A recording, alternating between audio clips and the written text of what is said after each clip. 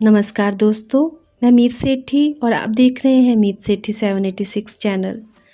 दोस्तों, आज हम बात करने जा रहे हैं शिव और शक्ति से आगे मोक्ष के बारे में।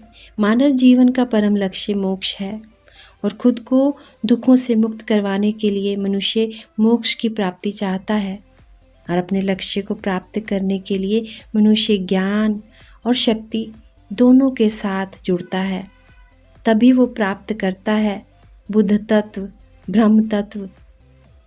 और बुद्ध तत्व ही एकमात्र साधन है मोक्ष प्राप्ति करने का। साधना की गहराई और वैचारिक अध्ययन करते रहना भी बहुत जरूरी होता है। शिव के अंदर दोनों तत्व एक साथ विद्यमान रहने के कारण ही शिव को अर्धनारीश्वर कहा जाता है और उसी तरह शरीर में दोनों शक्तियाँ एक साथ विद्यमान रहती हैं दोस्तों, जिन्हें कभी अलग नहीं किया जा सकता। चेतना ही शिव है, यही भैरव है। शिव शक्ति का समरस ही परम तत्व है। यही चित्त शक्ति जागृत करने की रचना करती है। इस परम तत्व को जानने की इच्छा जिज्ञासा ने योग को जन्म दिया है, जिसमें ज्ञान और क्रिया दो मार्ग हैं। इसीलिए शक्ति का ज्ञान होने पर मनुष्य शिव बन जाता है। शक्ति को जागृत करने के बहुत सारे उपाय हैं और गुरु की कृपा पाना उनमें सबसे श्रेष्ठ उपाय है।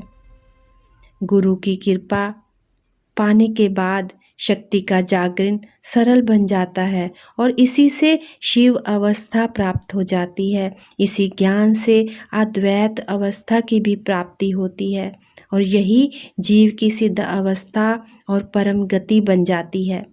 भगवान शिव के द्वारा बनाई गई 112 विधियों में से किसी एक विधि के द्वारा भी यदि अपने चित्त को एकाग्र करने का काम किया जाए तो मनुष्य मृत्यु के उपरांत मुक्ति को प्राप्त होता है दोस्तों।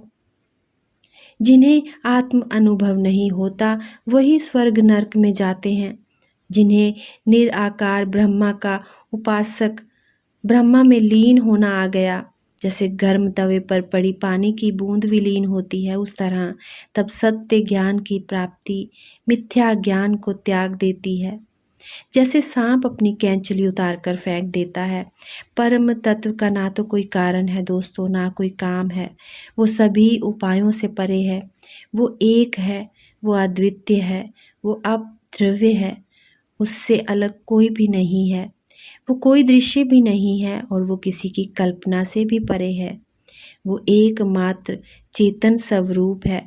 ईश्वरीय कृपा भी सब पर नहीं होती, वो भी किसी योग्य पात्र पर होती है जो उसके लायक है, जिसके लिए आरंभ में प्रयत्न करना ही पड़ेगा। शिव को साधा नहीं जा सकता। शक्ति के माध्यम से ही शिव की पहचान होती है।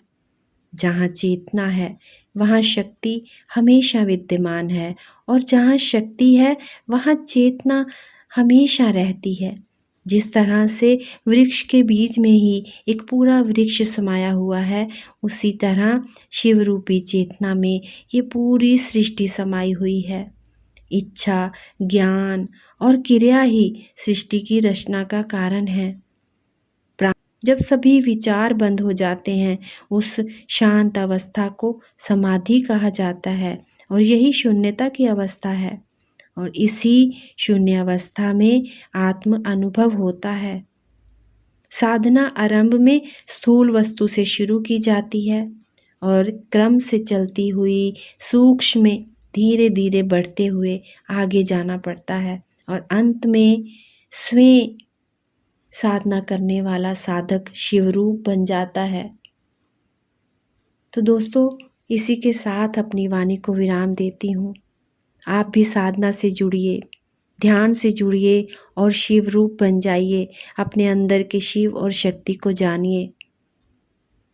जब तक मैं अपनी नेक्स्ट वीडियो लेकर आती हूँ, आप सब ध्यान में रहिए, आनंद में रहिए, अपनों में रहिए, अपनों के साथ रहिए, खुश रहिए, खुशहाल रहिए। मिलती हूँ जल्दी ही। धन्यवाद।